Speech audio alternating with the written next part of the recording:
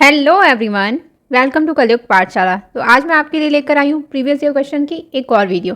जैसा कि आप सभी जानते हैं कि हमारी ये सीरीज़ चल रही है यूथ कंपटीशन से। आई होप आपको ये सीरीज़ अच्छी लग रही होगी। तो चलिए स्टार्ट करते हैं। इससे पहले अगर आप चैनल पर नए हैं तो वीडियो को लाइक और चैनल को सब्सक्राइब कर दें। चलिए स्टार्ट करते हैं हमारे आज के फर्स्ट क्वेश्चन से। तो हमारा फर्स्ट क्वेश्चन है कि बाघ गुफाओं की अवधि है। आपको बताना है जो बाघ गुफाएं हैं उनकी अवधि क्या थी, यानी किस राजवंश के समय में ये बाघ गुफाओं का निर्माण किया गया। तो सातवाहन राजवंश के समय, विजयनगर या फिर चोल वंश के समय या फिर बुद्ध राजवंश के समय।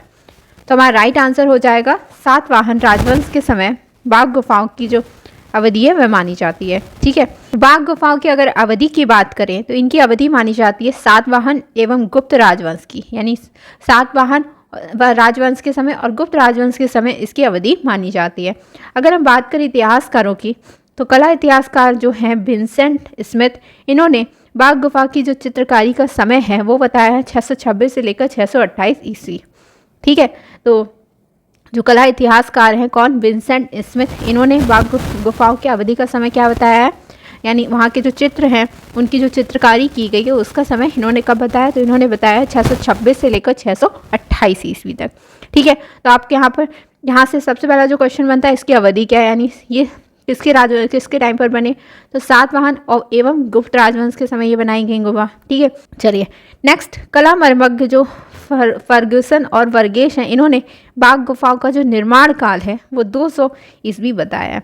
यानी जो यहाँ पर अगर बात होती है कला मर्मज्ञ किसकी, फर्ग्यूसन की और वर्गेश की, इन्होंने बाघ गुफाओं का जो निर्माण काल है यानी बनने का जो समय है वो बताया है 200 ईस्वी। ठीक है, अलग अलग लोग आए, अलग अलग समय बताया सबने। ठीक है, दूसरी गुफा से अगर हम बात करें तो प्राप्त महाराजा सुबंधु के ताम्रपत्र के अनुसार बाघ गुफा का जो निर्माण काल है वो हुआ है 4वीं से 5वीं शताब्दी माना जाता है। अभी कैसे दूसरी गुफा की अगर हम बात करें तो यहाँ से क्या मिला है, महाराजा सुबंधु के ताम्रपत्र के क्या मिले हैं, यहाँ का उनका जो ताम्रपत्र मिला उस पर बाघ गुफा का जो निर्माण काल है वो 4वीं से 5वीं शताब्दी माना जाता है। बाघ गुफा की देखभाल के लिए दासिल कपल्ली नामक ग्राम जो है वो दान में दिया गया था। यानी जो बाघ गुफा है इसकी देखभाल के लिए क्या दासिल कपल्ली नामक एक ग्राम जो गांव है उसको दान में दिया गया था।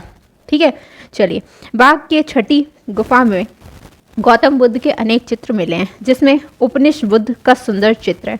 यानी बाघ की जो छठी गुफा है, तो आप जानते हैं कि बाघ गुफाएं अगर हम इनकी संख्या की बात करें तो बाघ गुफाओं में कुल कितनी गुफाएं हैं, 9 गुफाएं आती हैं। ठीक है, तो कितनी गुफाएं आती हैं, कुल 9 गुफाएं आती हैं। अब उसमें से बात कर रहे हैं हम छठी गुफा की। तो बाघ की जो छठी गुफा है उसमें क्या है, गौतम बुद्ध जो है उनके अनेक चित्र हमें वहाँ से मिले हैं।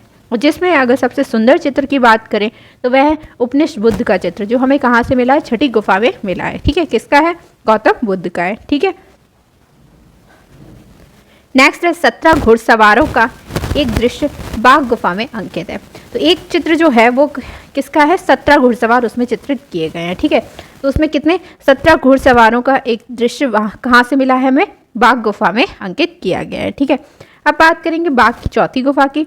तो बाघ की चौथी गुफा में 2 शोकाकुल नारी का प्रसिद्ध चित्र है। ठीक है, तो बाघ की जो चौथी गुफा है वहाँ पर 2 शोकाकुल इस नारी का प्रसिद्ध चित्र हमें यहाँ से मिला है। ठीक है, तो ये सारे चित्र इंपॉर्टेंट हो जाते हैं। एक आपसे यहाँ पर पूछा जाता है कि 2 शोकाकुल नारी का जो चित्र है वो बाघ की किस गुफा में मिला है, तो आपको याद रखना है चौथी गुफा में मिला है। ठीक है, या फिर पूछा जा सकता है कि 2 शोकाकुल नारी का जो चित्र है वो किस गुफा से मिला है, तो आपको याद रखना है बाघ की गुफा में मिला है। ठीक है, 17 घुड़सवारों का चित्र ये भी हमें कहाँ से मिला है, बाघ गुफा से मिला है। उपनिषद बुद्ध का सुंदर चित्र वो कहाँ से मिला है, तो बाघ गुफा से मिला है, बाघ की छठी गुफा से मिला है। ठीक है, आई होप आपको सारे पॉइंट्स क्लियर होंगे। चलिए, बादामी गुफा संख्या 1 की छवियां हैं। तो आपको बताना है कि जो बादामी गुफा संख्या 1 है उसकी कौन सी छवियां हैं। नटराज के रूप में भगवान शिव, बुद्ध सो रहे हैं, विष्णु के अवतार या फिर जैन तीर्थंकर। तो अगर हम बात करें इस गुफा की यानी बादामी गुफा की, तो इसकी गुफा संख्या जो 1 है इसमें आपका अगर हम राइट आंसर की बात करें तो राइट आंसर हो जाएगा नटराज के रूप में भगवान शिव। ठीक है, यानी बादामी की गुफा संख्या 1 में नटराज के रूप में भगवान शिव को अंकित किया गया है। ठीक है, या फिर हम इसको कह सकते हैं नटराज की प्रतिमा। ठीक है, तो आपको ये याद रखना है। ठीक है, चलिए अब इसके बारे में थोड़ा जान लेंगे। अब हम जानेंगे कि बादामी गुफाएं हैं कहाँ पर। तो बादामी गुफा है बागलकोट जिला कर्नाटक में स्थित है। ठीक है, तो बादामी की जो गुफाएं हैं वो कहाँ पर स्थित है? कर्नाटक में स्थित है। ठीक है, अब कर्नाटक के किस जिले में? तो बागलकोट जिले में स्थित है। ठीक है, पूर्व में महाराष्ट्र के अंतर्गत बीजापुर जिले में स्थित है। और अगर पूर्व में बात करें, महाराष्ट्र के अंतर्गत अगर बात करें तो ये बीजापुर जिले में स्थित है। ठीक है, तो दोनों तरह से आपको इसकी लोकेशन पता चल गई कि ये बागलकोट जिले कर्नाटक में स्थित है। ठीक है, और अगर पूर्व में अगर बात करें तो महाराष्ट्र के अंतर्गत अगर इसको देखते हैं तो ये बीजापुर जिले में स्थित है। ठीक है, चलिए, नटराज के रूप में भगवान शिव का जो चित्र है वो कहाँ से मिला है? बादामी गुफा संख्या 1 में अंकित किया गया है। ठीक है, तो आपको ये तो पता है कि नटराज के रूप में भगवान शिव का जो चित्र है वो किस गुफा से मिला है? बादामी गुफा से मिला है। और गुफा संख्या कौन सी? 1 से मिला है। ठीक है, तो ये आपको याद रखना है यहाँ पर।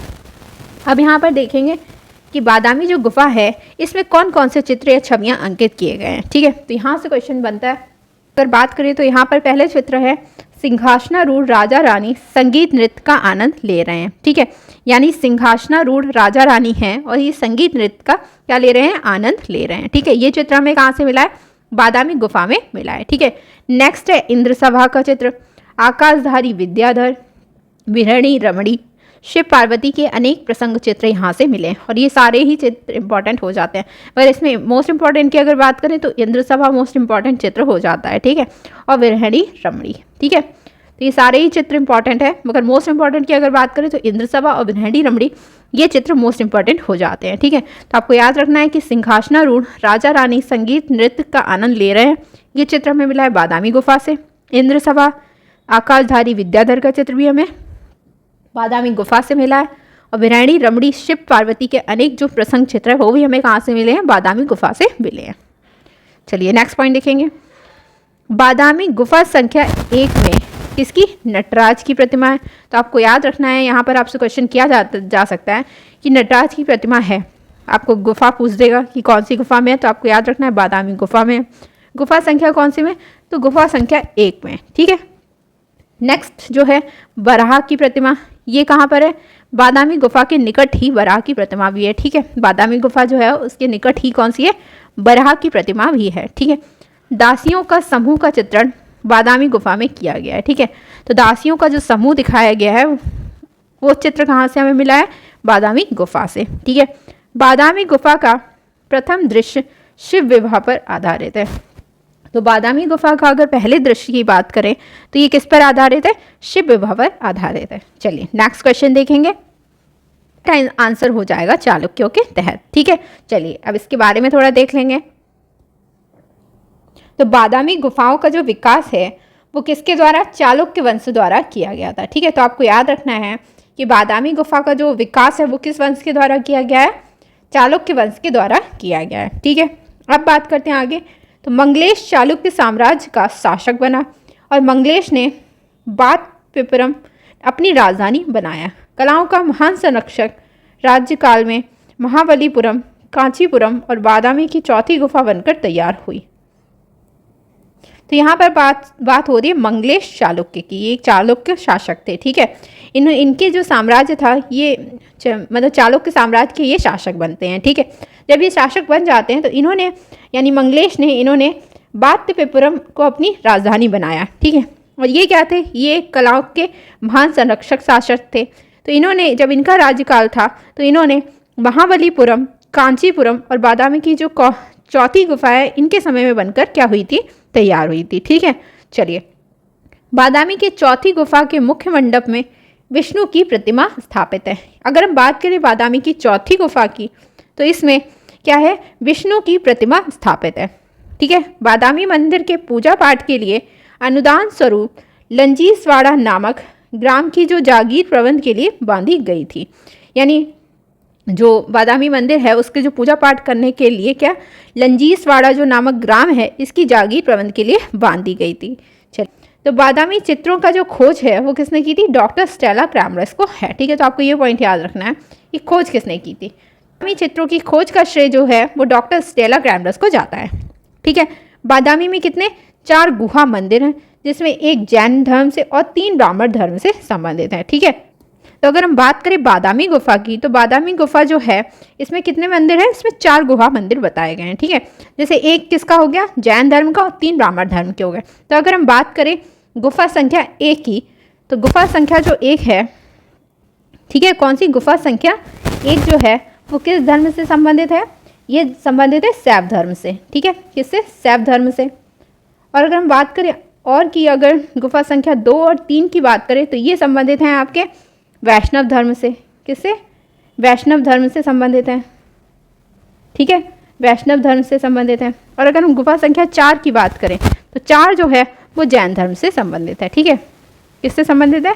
जैन धर्म से संबंधित है। तो आपको यहाँ पर ध्यान देना है कि बादामी में कितनी गुफाएं हैं? 4 गुफाएं हैं, ठीक है। और जिसमें एक क्या है? जैन धर्म से संबंधित है, और 3 ब्राह्मण धर्म से संबंधित है। यानी ब्राह्मण धर्म के अंतर्गत आप तो शैव धर्म भी आता है और वैष्णव धर्म भी आता है, ठीक है। तो 3 गुफाएं आपकी कैसी हो गई? ये सारी ब्राह्मण धर्म से संबंधित हो गई और ये जैन धर्म से संबंधित हो गई, ठीक है।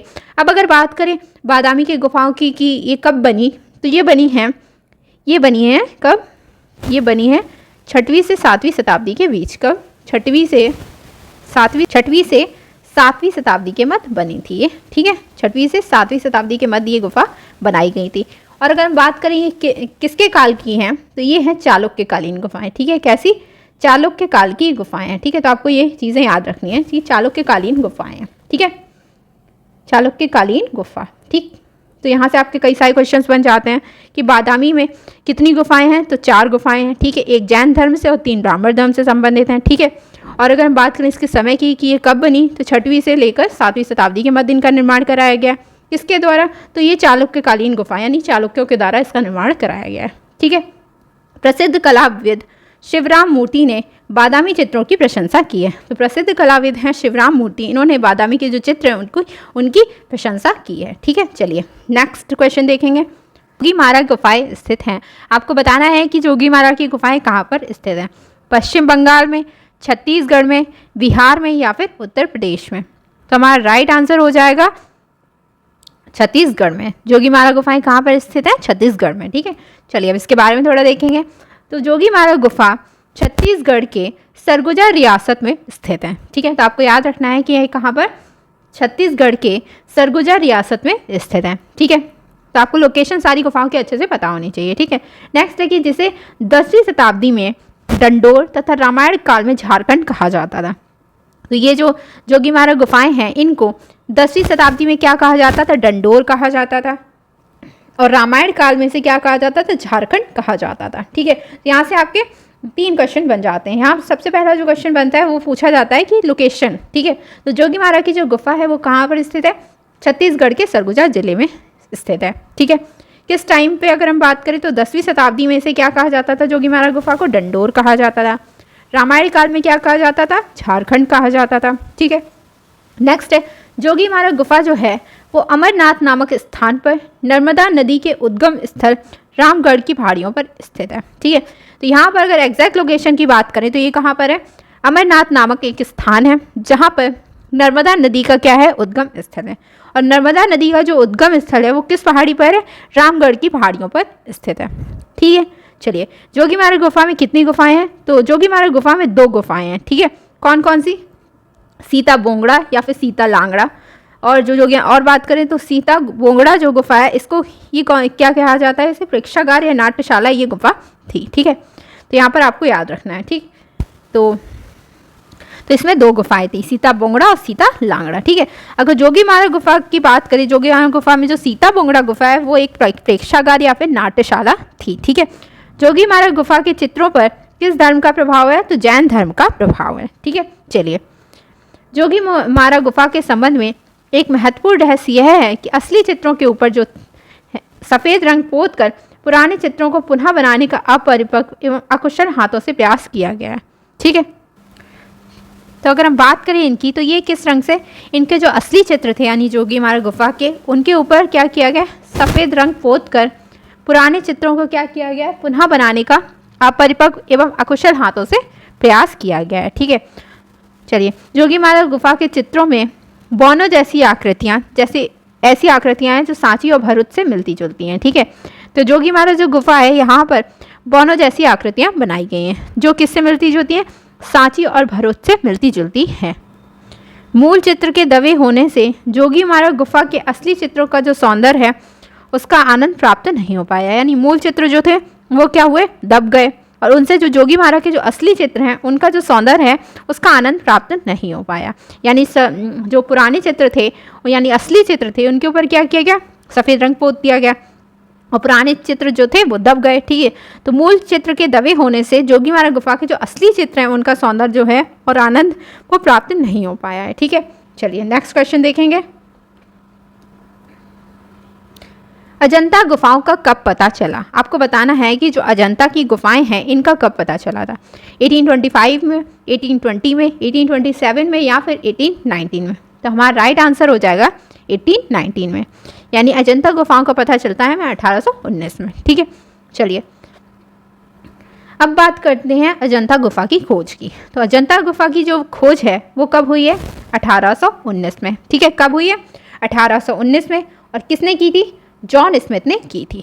ठीक है, 1819 में और जॉन स्मिथ ने की थी। ठीक है, अजंता गुफा चित्रों पर सर्वप्रथम लेख तैयार किया गया विलियम एरिक्सन ने, जिसे पढ़ा गया बॉम्बे लिटरेरी सोसाइटी में। ठीक है, तो जो अजंता गुफा है इस पर सबसे पहले जो लेख है वो किसके द्वारा तैयार किया गया, विलियम एरिक्सन ने। ठीक है, विलियम एरिक्सन के द्वारा, और जिसे पढ़ा किसके द्वारा गया, बॉम्बे लिटरेरी सोसाइटी के द्वारा पढ़ा गया। ठीक है, फिर बात करते हैं नेक्स्ट पॉइंट की। तो जेम्स ई अलेक्जेंडर, इन्होंने 1824 में, तो अगर हम इसकी बात करें तो जेम्स ई अलेक्जेंडर जो हैं इन्होंने 1824 में अजंता गुफा जो है उसको देखा, और इसका जो परिचय है वो किसको भेजा, रॉयल सोसाइटी लंदन को।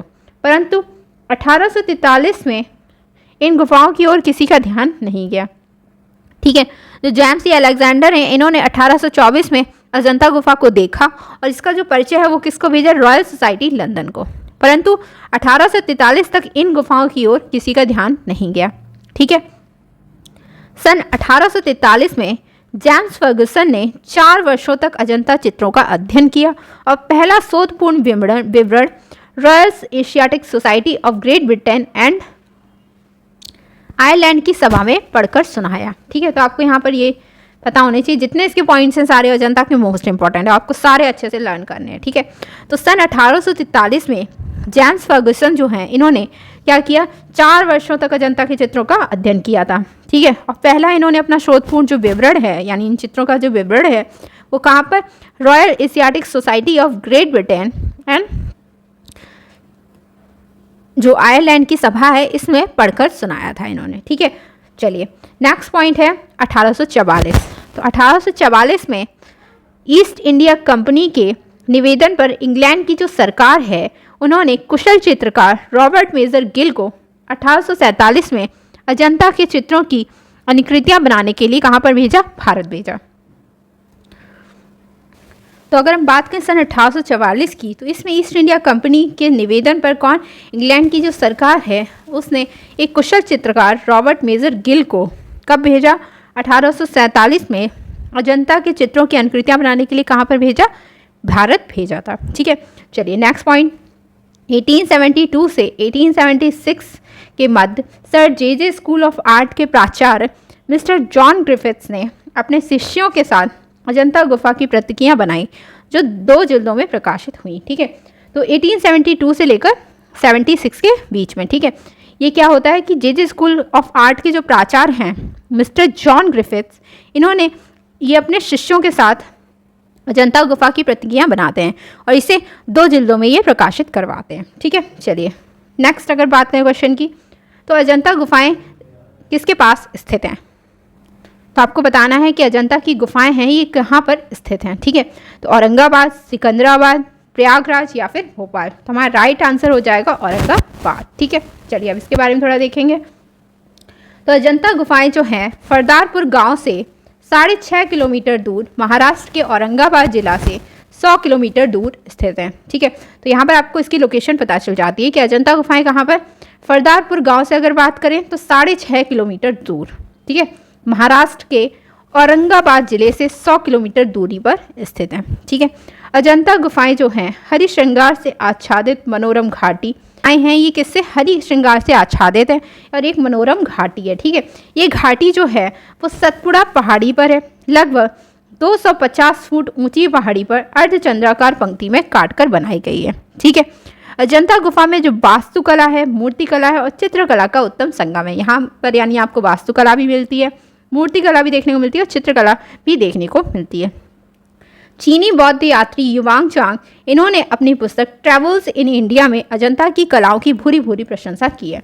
यानी जो चीनी बौद्ध यात्री युवांग चांग, इन्होंने अपनी पुस्तक ट्रैवल्स इन इंडिया में अजंता की जो कला है उसकी भूरी भूरी प्रशंसा की है। ठीक है, चलिए अब नेक्स्ट बात करते हैं।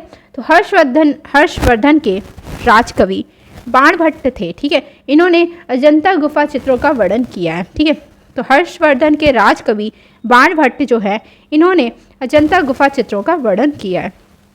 सन 1954 में यूनेस्को द्वारा न्यूयॉर्क में अजंता चित्रों का एक संग्रह जो है वो पेंटिंग्स ऑफ अजंता केव्स के नाम से प्रकाशित किया गया है। ठीक है, तो हर्षवर्धन के जो राजकवि हैं बाणभट्ट, ठीक है, इन्होंने अजंता गुफा चित्रों का वर्णन किया है। ठीक है, सन 1954 में यूनेस्को द्वारा न्यूयॉर्क में अजंता के चित्रों का एक संग्रह किसमें, पेंटिंग्स ऑफ अजंता केव्स के नाम से प्रकाशित किया गया था।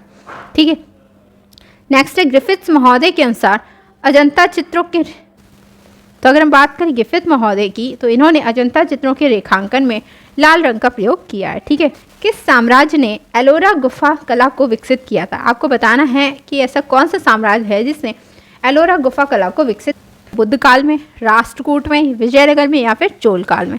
तो एलोरा गुफा कला को विकसित किया था राष्ट्रकूट शासकों ने। ठीक है, राष्ट्रकूटों ने। चलिए नेक्स्ट अगर बात करें तो एलोरा गुफा कला का विकास जो है राष्ट्रकूट साम्राज्य के द्वारा किया गया, राष्ट्रकूट शासक कृष्ण प्रथम द्वारा किया गया था। ठीक है, तो यहाँ पर आपको याद रखना है कि एलोरा गुफा जो है इसका जो विकास है वो राष्ट्रकूट साम्राज्य में किया गया था और किसके द्वारा, राष्ट्रकूट शासक जो थे कृष्ण प्रथम, इनके द्वारा किया गया था। शिव को समर्पित कैलाश मंदिर शैल कर्तन शैली का अन्यतम उदाहरण है। तो यहाँ पर जो है शिव को समर्पित कैलाश मंदिर जो है वो कौन सी शैली का, शैल की कर्तन शैली का अन्यतम उदाहरण है। एलोरा का जो कैलाश मंदिर है चालुक्य मंदिर और द्रविड़ शैलियों का सुंदर समूह उपस्थित करता है। एलोरा गुफा की भित्तियों एवं अन्य भागों पर प्रभुत संख्या में विशाल आकार वाली मूर्तियां उकेरी गई हैं। तो एलोरा गुफा की जो भित्तियां हैं और अन्य भाग हैं उन पर विशाल आकार की जो मूर्तियां होती हैं वो उकेरी गई हैं। ठीक है, चलिए एलोरा गुफा की प्रक्रिया में सबसे पहले मंदिर का शीर्ष भाग बनाया गया, उसके और नीचे वाला भाग बाद में। तो एलोरा गुफा की अगर हम बात करें, यहाँ पर जो मंदिर बनाए गए हैं उनमें मंदिरों का सबसे पहले शीर्ष का भाग निर्मित किया गया। ठीक है, और फिर उसके बाद नीचे वाला भाग बाद में बनाया गया। ठीक है, कैलाश मंदिर एक आयताकार प्रांगण में अत्यंत ऊंची कुर्सी यानी 25 फीट पर खड़ा है। ठीक है, तो कैलाश मंदिर जो है वो एक आयताकार प्रांगण में है और अत्यंत ऊंची कुर्सी पर है यानी 25 फीट पर ये खड़ा हुआ है।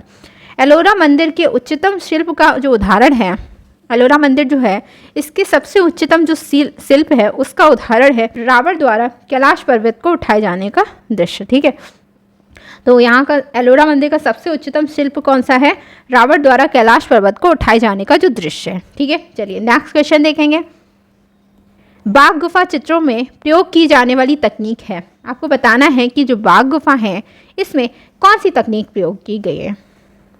फ्रेस्को तकनीक, टेम्परा, इम्पेस्टो या फिर स्क्रैच तकनीक। तो हमारा राइट आंसर हो जाएगा टेम्परा तकनीक। ठीक है, चलिए तो बाघ की भित्ति पर, जो बाघ गुफा है इसकी भित्ति पर चूने का प्लास्टर चढ़ाकर टेम्परा रंगों से चित्रण किया गया। ठीक है, जो बाघ गुफा है इसकी जो भित्ति है इस पर क्या किया गया, चूने का जो प्लास्टर होता है उसको चढ़ा दिया गया और उस पर क्या किया गया, टेम्परा रंगों से चित्रण किया गया। ठीक है, बाघ गुफाओं की जो चट्टानें हैं वो भुरभुरे बलुए पत्थर की हैं। ठीक है, तो आपको याद रखना है कि जो बाघ गुफा है इसकी जो चट्टानें हैं वो किस पत्थर की हैं, भुरभुरे बलुए पत्थर की हैं। ठीक है, बाघ गुफा में काले, सफ़ेद तथा हिरोजी रंगों से उत्तम आलेखन बने हैं तथा लाल, पीले, नीले विरोधी रंगों का प्रयोग हुआ है। ठीक है, तो यहाँ पर अगर रंगों की बात करें तो काले, सफ़ेद और हिरोजी रंग से क्या किया गया है, उत्तम आलेखन बनाए गए हैं। ठीक है, और अगर बात करें तो लाल, नीला और पीला जो है विरोधी रंगों का इसमें प्रयोग किया गया है। ठीक है, चलिए बाघ गुफा में पहले क्या किया गया, रेखांकन, फिर स्थानीय रंगों को समतल रूप से भरा गया और गोलाई और उभार देने के लिए आसपास गहरे रंगों का प्रयोग किया गया है। ठीक है, तो यहाँ पर आपको क्लियर हो गया कि इसकी जो भित्ति है वो चूने प्लास्टर उस पर चढ़ाया गया, उस पर टेम्पा रंगों से चित्रण किया गया। इसकी जो चट्टानें हैं वो भुरभुरे बलुए पत्थर की हैं। ठीक, तो बाघ गुफा का चित्रण विधान जो है वो अजंता से मिलता जुलता है। ठीक है, तो बाघ की गुफा का जो चित्रण है वो किससे मिलता जुलता है? अजंता गुफा से मिलता जुलता है। कुछ चित्रों में प्रयुक्त जो रंग है उसी क्षेत्र से प्राप्त किए गए, जिन्हें पीस कर गोंद मिलाकर रंगों से भरा गया प्रतीत होता है। ठीक है, तो इन्हें पीस कर क्या किया गया है? गोंद मिलाकर फिर रंगों से भरा गया प्रतीत होता है। तो इसीलिए कहा जाता है कि बाघ गुफा का जो चित्रण का विधान है, यानी बनाने का जो विधान है, वो अजंता से मिलता जुलता है। ठीक है, बाघ गुफा में रेखा, रूप, रंग, संयोजन, भित्ति चित्रण प्रक्रिया, वर्तनी एवं भावाव्यक्ति आदि सभी अजंता के चित्रों जैसा है। ठीक है, तो बाघ गुफा में जो रेखा है, रूप है, रंग है, संयोजन है, भित्ति चित्रण प्रक्रिया जो है, वर्तनी एवं भावाव्यक्ति आदि सभी अजंता के चित्रों जैसा है। ठीक है, चलिए नेक्स्ट क्वेश्चन देखेंगे। अजंता की गुफा क्रमांक 26 में बनी महापरिनिर्वाण मूर्ति बुद्ध के जीवन के किस घटना से संबंधित है? जन्म से, विवाह से, घर छोड़कर जाना या फिर मृत्यु? तो बुद्ध की अगर हम बात करें महापरिनिर्वाण की, तो बुद्ध के अगर अनुसार महापरिनिर्वाण क्या है? मृत्यु है। ठीक है, तो अजंता की गुफा क्रमांक जो 26 है, इसमें कौन सी बनी? महापरिनिर्वाण की मूर्ति बनी हुई है, जो आपको बताना है कि बुद्ध के जीवन की किस घटना से संबंधित है। तो ये संबंधित है मृत्यु से। ठीक है, मृत्यु से। चलिए अब इसके बारे में थोड़ा जानेंगे। तो बुद्ध के महापरिनिर्वाण को दर्शाने वाली लेटी हुई मुद्रा की प्रतिमाएं हैं। आकृतियां जो हैं वो नासिक, कन्हेरी, पोलोन रुआ, श्रीलंका से अजंता में बनी हुई हैं। ठीक है, तो इनके जो बुद्ध के परिनिर्वाण को दर्शाने वाली लेटी हुई मुद्रा की प्रतिमाएं हैं। ठीक है, और ये आकृतियां और कहाँ से? तो नासिक, कन्हेरी और श्रीलंका यानी पोलोन रुआ, अजंता में ये बनी हुई हैं। ठीक है, चलिए बुद्ध के महापरिनिर्वाण की जो शारीरिक स्थिति है वो कैसी है? यानी इन्होंने जब महापरिनिर्वाण लिया था उस टाइम इनकी जो शारीरिक स्थिति है, ये किस स्थिति में थे? तो वो दाहिना करवट दिखाया गया है। ठीक है, चलिए गौतम बुद्ध को 483 ईसा पूर्व के महापरिनिर्वाण कहाँ पर? कुशीनगर उत्तर प्रदेश में प्राप्त हुआ था। ठीक है, चलिए नेक्स्ट क्वेश्चन की बात करें तो अजंता के किस गुफा मंदिर में प्रसिद्ध भित्ति चित्र बोधिसत्व पद्म पाड़ी चित्रित किया गया है? यहाँ पर आपको बताना है कि अजंता के किस गुफा मंदिर में ऐसा प्रसिद्ध भित्ति चित्र है जो बोधिसत्व पद्माड़ी चित्रित किया गया है। ठीक है, तो आपको गुफा संख्या बतानी है किस में बोधिसत्व पद्माड़ी चित्रित किया गया। गुफा संख्या 21 में, 30 में, 26 में या फिर 1 में? तो हमारा राइट आंसर हो जाएगा गुफा संख्या 1 में। ठीक है, चलिए अब इसके बारे में थोड़ा देखेंगे। तो अजंता गुफा का प्रसिद्ध भित्ति चित्र बोधिसत्व पद्म पाड़ी गुफा संख्या 1 का प्रसिद्ध चित्र है। गुफा संख्या 1 जो है वो 500 से 625 ईस्वी के मध्य बना है। और ये गुफा क्या? तो अगर हम बात करें गुफा संख्या 1 की जो बनी है 500 से लेकर 625 ईस्वी के मध्य, और ये गुफा जो है एक विशाल आकार में है, यानी बड़े आकार में है। इस गुफा में भगवान बुद्ध की धर्म चक्र प्रवर्तन मुद्रा में विशाल प्रतिमा बनी हुई है। तो यानी ये जो गुफा संख्या 1 है इसमें क्या है? भगवान बुद्ध की जो धर्म चक्र प्रवर्तन की मुद्रा है उसकी विशाल प्रतिमा बनी हुई है। इस गुफा के अगर उल्लेखनीय चित्रों की बात करें तो आपको ये चित्र याद रखने हैं। अजंता गुफा के चित्र सारे ही इंपॉर्टेंट हो जाते हैं। तो उल्लेखनीय चित्रों में बात करते हैं शिवी जातक की कथा। ठीक है, वज्रपाणी, मार विजय, नागराज, शंखपाल, नागराज की सभा का दृश्य, श्रावस्ती का चमत्कार, महाजनक का वैराग्य, नृत्यवादन, बैलों की लड़ाई, चींटियों के पहाड़ पर सांप की तपस्या, छतों में कमल व हंसों के अलंकरण व प्रेमी युगलों के अप्रतिम चित्र। ये कुछ चित्र हो गए जो इस गुफा में उल्लेखनीय हैं। ठीक है, तो आपको ये सारे चित्र अच्छे से लर्न करने हैं। चलिए और देखेंगे। अगर बात करें एलोरा की गुफाएं किसके निकट स्थित हैं, आपको ये बताना है। तो एलिफेंटा गुफाओं के निकट, अजंता गुफाएं, बाघ गुफाएं या फिर सित्तन बासल गुफाएं। तो एलोरा की जो गुफाएं हैं वो अजंता गुफाओं के निकट स्थित हैं। ठीक है, चलिए उनके बारे में जानेंगे। तो एलोरा गुफाएं कहाँ पर? महाराष्ट्र में औरंगाबाद से 29 किलोमीटर तथा अजंता से 135 किलोमीटर दूरी पर स्थित है। ठीक है, अगर महाराष्ट्र के औरंगाबाद से बात करें तो ये 29 किलोमीटर दूर, अजंता से अगर बात करें तो 135 किलोमीटर दूरी पर स्थित है। ठीक है, एलोरा गुफा से प्राप्त जो हमें उत्कीर्ण शिलालेख मिला है, यानी यहाँ से हमें एक उत्कीर्ण शिलालेख मिला है, उसके अनुसार अगर बात करें तो एलोरा गुफा का जो प्राचीन नाम है वो एलापुर अंचल था। कुछ लोग एलोरा गुफा को बैरूल नाम से अभिहित करते हैं और इसे एलोरा नाम से संबोधित किया जाता है। तो हमें एलोरा गुफा से क्या मिला है, एक उत्कीर्ण शिलालेख मिला है और इसके अनुसार इसके एलोरा गुफा का जो प्राचीन नाम है वो एलापुर अंचल है। ठीक है, क्या है, एलापुर अंचल है। और कुछ लोग जो हैं वो एलोरा गुफा को क्या कहते थे, बैरूल नाम से मतलब अभिहित करते हैं। ठीक है, और बाद में इसे एलोरा नाम से संबोधित किया जाता है। अब इसे भारत में पूर्व मध्यकाल में जो ख्याति अजंता की थी वही एलोरा की भी रही है। ठीक है, चलिए, प्रसिद्ध शैल उत्कीर्ण त्रिमूर्ति है, इसमें तो अजंता गुफाओं में है, एलोरा में है, या फिर एलिफेंटा गुफाओं में, या फिर बाघ गुफा में। तो हमारा राइट आंसर हो जाएगा एलिफेंटा गुफा। ठीक है, तो आप चलिए इसको देख लेते हैं। तो त्रिमूर्ति की जो ऊंचाई है वो कितनी है, 20 फीट यानी 6.1 मीटर है। ठीक है, जिसे महेश मूर्ति कहा जाता है। तो आपसे यहाँ पर क्वेश्चन बनता है कि महेश की मूर्ति कहाँ पर मिली है, तो ये मिली है एलिफेंटा गुफाओं में। ठीक है, इसकी अगर बात करें तो ये त्रिमूर्ति है, इसकी जो ऊंचाई है वो कितनी है, तो आपको याद रखना है ये 20 फीट यानी अगर मीटर में बात करें तो 6.1 मीटर ऊंची है। ठीक है, एलिफेंटा की गुफा के अगर निर्माण का बात करें तो निर्माण हुआ है 8वीं शताब्दी में। कब हुआ है, 8वीं शताब्दी में, और किसके द्वारा, राष्ट्रकूटों के सामंत शिलाहारों के द्वारा। ठीक है, तो निर्माण 8वीं शताब्दी में, और जो राष्ट्रकूटों के जो सामंत शिलाहार हैं इनके द्वारा इस गुफा का निर्माण कराया गया था। अब बात करें अगर इस एलिफेंटा गुफा की, इसमें कितनी गुफाएं हैं, तो कुल 7 गुफाएं हैं। ठीक है, तो आपको ये याद रखना है कि इसमें कितनी गुफाएं हैं, 7 गुफाएं। एलिफेंटा गुफा में कुछ उत्कीर्ण मूर्तियां और कुछ चित्र मिले हैं। ठीक है, चलिए हम इनको देख लेते हैं। तो कौन कौन से, तो यहाँ पर अगर बात करें तो शिव तांडव की खंडित मूर्ति मिली है, यानी शिव के तांडव की खंडित यानी टूटी हुई मूर्ति हमें यहाँ से मिली है। कहाँ से, एलिफेंटा गुफा से। ठीक है, शिव द्वारा अंधक राक्षस का संहार, शिव और पार्वती विवाह, शिव गंगाधर रूप में, योगीराज शिव की मूर्ति मिली है, शिव का अर्धनारीश्वर रूप, रावण को कैलाश पर्वत उखाड़ते हुए, और पार्वती मान मुद्रा में। तो एलिफेंटा गुफा के जो चित्र हैं वो सारे ही इंपॉर्टेंट हैं। ठीक है, तो आपको ये सारे ही अच्छे से लर्न करने हैं। ठीक है, तो एलिफेंटा गुफा में जो हमें चित्र मिले वो ये रहे। ठीक है, शिव तांडव की हमें खंडित मूर्तियाँ, टूटी हुई मूर्ति मिली है, शिव द्वारा जो अंधक राक्षस था उसका संहार करती हुई एक मूर्ति मिली है, शिव और पार्वती के विवाह की मूर्ति मिली है, शिव गंगाधर रूप में ये भी एक मूर्ति मिली है, और योगीराज शिव यानी शिव को योगी के रूप में बनाया गया है वो मूर्ति मिली है, शिव का अर्धनारीश्वर रूप भी मिला है, और रावण द्वारा जो कैलाश पर्वत को उखाड़ते हुए एक मूर्ति मिली है, और पार्वती मान मुद्रा में ये भी हमें यहाँ से प्राप्त हुई है। चलिए नेक्स्ट बात करेंगे, एलोरा स्थित कैलाश मंदिर का निर्माण किसके द्वारा कराया गया था। तो आपको बताना है कि एलोरा में स्थित जो कैलाश मंदिर है इसका निर्माण किसके द्वारा कराया गया था, परमारों के द्वारा, राष्ट्रकूटों के द्वारा, चालुक्यों के द्वारा, या फिर प्रतिहारों के द्वारा। तो हमारा राइट आंसर हो जाएगा राष्ट्रकूटों के द्वारा। चलिए, तो एलोरा में स्थित कैलाश मंदिर जो है इसका निर्माण कराया गया है राष्ट्रकूट शासक कृष्ण प्रथम के द्वारा। कब, 754 से 772 ईस्वी के मध्य, और इस शिव को समर्पित कैलाश मंदिर का निर्माण करवाया गया। ठीक है, तो यहाँ पर आपका जो क्वेश्चन बनता है कि कैलाश मंदिर स्थित है कहाँ पर, एलोरा गुफा में। मतलब गुफाओं में अगर बात करें तो एलोरा गुफा में स्थित जो कैलाश मंदिर है इसका निर्माण जो है वो राष्ट्रकूट शासक कृष्ण प्रथम ने करवाया है।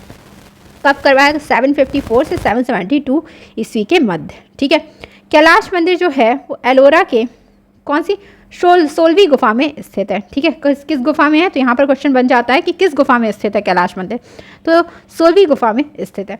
ध्वजा स्तंभ अपनी विशालता, योजना और मूर्तियों की सुंदर योजना से भारतीय स्थापत्य एवं मूर्ति कला का आश्चर्यचकित करने वाला उदाहरण है।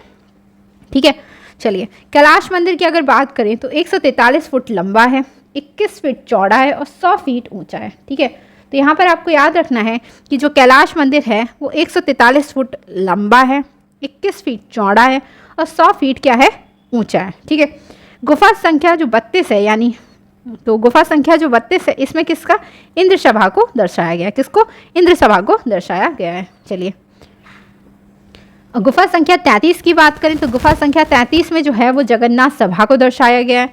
गुफा संख्या 30 में जिसको छोटा कैलाश के नाम से जानी जाती है। ठीक, गुफा संख्या किस नाम से जानी जाती है, तो छोटा कैलाश के नाम से जानी जाती है। और गुफा संख्या जो 33 है इसमें जगन्नाथ सभा को दर्शाया गया है। ठीक है, चलिए नेक्स्ट क्वेश्चन, एलिफेंटा गुफा मंदिर कहाँ स्थित है, कर्नाटक में, महाराष्ट्र में, मध्य प्रदेश में या फिर राजस्थान में? तो हमारा राइट आंसर हो जाएगा महाराष्ट्र में। कहाँ पर? एलिफेंटा गुफा मंदिर कहाँ पर स्थित है? महाराष्ट्र में। चलिए, एलिफेंटा गुफा जो है वो समुद्र तट से 6 मील मुंबई समुद्र तट के अंदर एक छोटे से टापू महाराष्ट्र में स्थित है। कहाँ पर?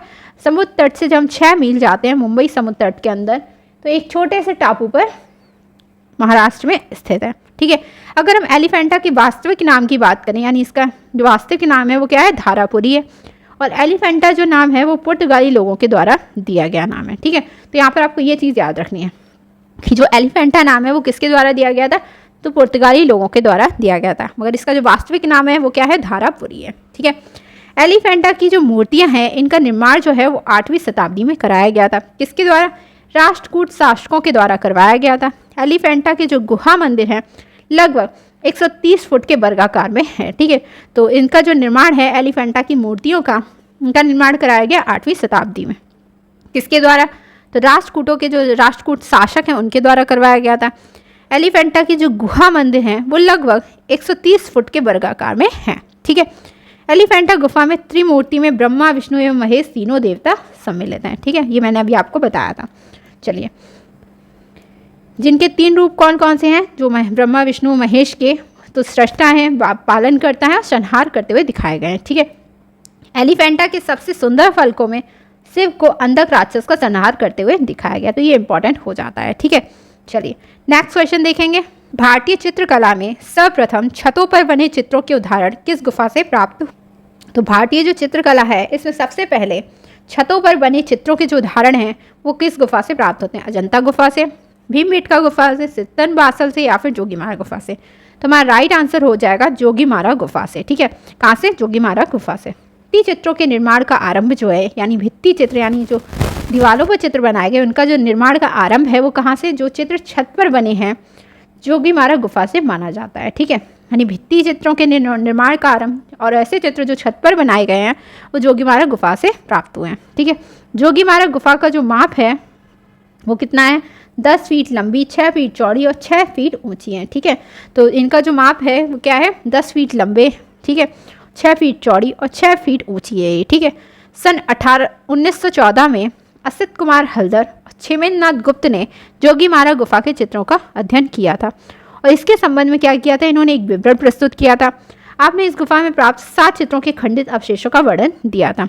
कुछ विद्वानों ने इन गुफाओं एवं उनके विषयों को लेकर मतभेद है। तो अगर हम बात करें यहाँ पर सन 1914 की, तो यहाँ पर असित कुमार हल्दर और क्षेमेंद्रनाथ गुप्त जो है इन्होंने यहाँ के चित्रों का अध्ययन किया था और उसके बाद जो इसका जो अध्ययन करके इनका जो विवरण है वो प्रस्तुत किया था।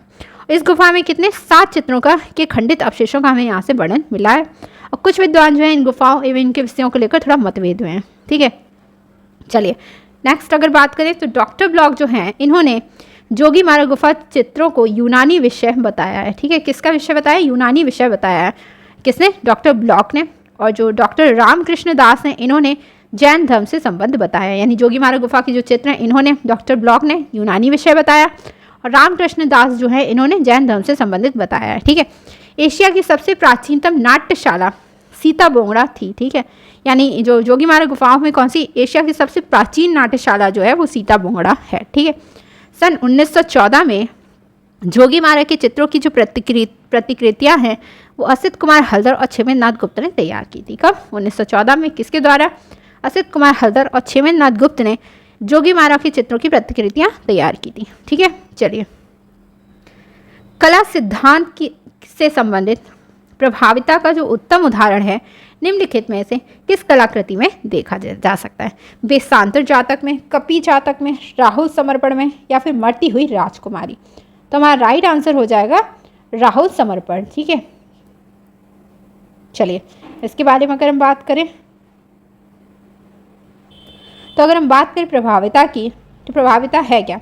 उस सिद्धांत को कहते हैं जिसमें दर्शक की दृष्टि सर्वप्रथम मुख्य आकर्षक के केंद्र पर पहुंच जाती है, तत्पश्चात अन्य आकृतियों पर विचरण कर संपूर्ण चित्र का रसास्वादन करती है। यानी प्रभाविता होता क्या है? यानी एक कोई चित्र है जिसमें आप मेन जो आकर्षक का केंद्र है उस पर जिस दर्शक की सबसे पहली दृष्टि पड़ती है तो उसको क्या, और उसके बाद जो आसपास की चीज़ें वो देखता है, तो इसको क्या कहते हैं? प्रभाविता कहते हैं। ठीक है, प्राचीन भारतीय चित्रों में प्रभावित सिद्धांत का प्राचीन भारतीय चित्रों में प्रभावित सिद्धांत का बहुत सुंदरतापूर्वक प्रयोग किया गया है। यानी प्राचीन भारतीय जो चित्र हैं उसमें प्रभाविता का जो सिद्धांत है उसका बहुत ही सुंदरतापूर्वक प्रयोग किया गया। जैसे अजंता को जो पद्मपाणी बोधिसत्व है, या फिर मार विजय चित्र है, या फिर राहुल समर्पण और बाघ गुफा के जो समूह नर्तक के चित्रों हैं उनमें प्रभाविता के सिद्धांत से दर्शक की दृष्टि सर्वप्रथम केंद्रित आकृति पर जाती है। तो यानी अजंता का जो पद्मपाणी बोधिसत्व का चित्र, ठीक, मार विजय या फिर राहुल समर्पण के जो चित्र हैं, या फिर बाघ गुफा के जो समूह नर्तक के चित्र हैं, इसमें जो प्रभाविता के सिद्धांत है उससे दर्शक की जो दृष्टि है सर्वप्रथम केंद्रित आकृति पर जाती है। ठीक है, कभी कभी मुखाकृति को अलंकृत करके भी प्रभाविता के सिद्धांत का पालन कलाकार करता है। तो कभी कभी जो मुखाकृति है उसको भी अलंकृत करके क्या किया जाता है, प्रभाविता के सिद्धांत का पालन कलाकार करता है। चलिए, जोगी मार्ग किस लिए प्रसिद्ध है ये बताना है। मूर्तियों के लिए, भित्ति चित्र के लिए, योगियों की समाधि के लिए, या इनमें से किसी के लिए नहीं। तो हमारा राइट आंसर हो जाएगा जोगी मार्ग गुफा प्रसिद्ध है भित्ति चित्र के लिए। ठीक है, चलिए, जोगी मार्ग गुफा जो है वो कहाँ पर, छत्तीसगढ़ में सरगुजा जनपद की रायगढ़ की पहाड़ी पर स्थित है। ठीक है, तो छत्तीसगढ़ की जो जोगी मार्ग गुफा जो है वो कहाँ पर, छत्तीसगढ़ के सरगुजा जिले में स्थित है, रायगढ़ की पहाड़ी पर स्थित है। ठीक है, किस पहाड़ी पर, रायगढ़ की पहाड़ी पर स्थित है। भारत में सर्वाधिक जो प्राचीन चित्र हैं या फिर भित्ति चित्र हैं वो कब के हैं, लगभग 300 ईसा पूर्व के माने जाते हैं, जो कहाँ से प्राप्त हैं, जोगी मार्ग गुफा से प्राप्त होते हैं। ठीक है, चलिए नेक्स्ट क्वेश्चन, अजंता के चित्र व मूर्ति किस धर्म से संबंधित हैं, जैन धर्म से, ब्राह्मण धर्म से, शैव धर्म से, या फिर बौद्ध धर्म से। तो हमारा राइट आंसर हो जाएगा बौद्ध धर्म से संबंधित हैं। चलिए, जोगी मार्ग गुफा की ऊंचाई कितनी है, 4, 6, 8 या फिर 12। तो हमारा राइट आंसर हो जाएगा 6। ठीक है, तो जोगी मार्ग गुफा की ऊंचाई कितनी है, 6 फीट। ठीक है, अगर हम बात करें जोगी मार्ग गुफाओं की, अगर आपसे पूछा जाए कि लंबी कितनी है, ठीक है, तो लंबाई कितनी है, लंबाई है जोगी मार्ग गुफा की 10 फीट। कितनी है, 10 फीट है। ठीक है, आपको याद रखना है 10 फीट है। अगर बात करें चौड़ाई की, तो चौड़ाई कितनी है या फिर चौड़ी कितनी है, तो ये है 6 फीट। ठीक है, कितनी, 6 फीट। और अगर हम बात करें ऊंची, तो ऊंची है कितनी, 6 फीट। ठीक है, कितनी, 6 फीट ऊंची है। ठीक है, तो क्लियर हो गया आपको कि जोगी मार्ग गुफा की ऊंचाई कितनी है, 6 फीट है। ठीक है, चलिए, तो ये हो गए आज के टॉप 20 क्वेश्चंस। आई होप आपको आज के क्वेश्चंस अच्छे लगे होंगे। अगर आपको क्लास अच्छी लगी है तो वीडियो को लाइक करें, शेयर करें और चैनल को सब्सक्राइब करें। मिलते हैं नेक्स्ट वीडियो में, तब तक के लिए थैंक यू।